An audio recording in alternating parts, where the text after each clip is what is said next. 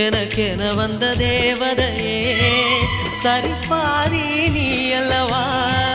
நடக்கையில் உந்தன் கூட வரும்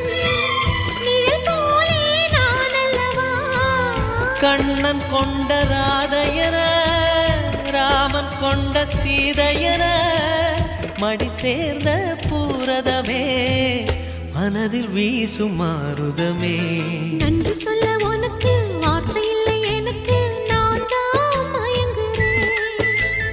என்னுடைய மனச தந்துவிட்ட பிறகும் ஏம்மா கலங்குற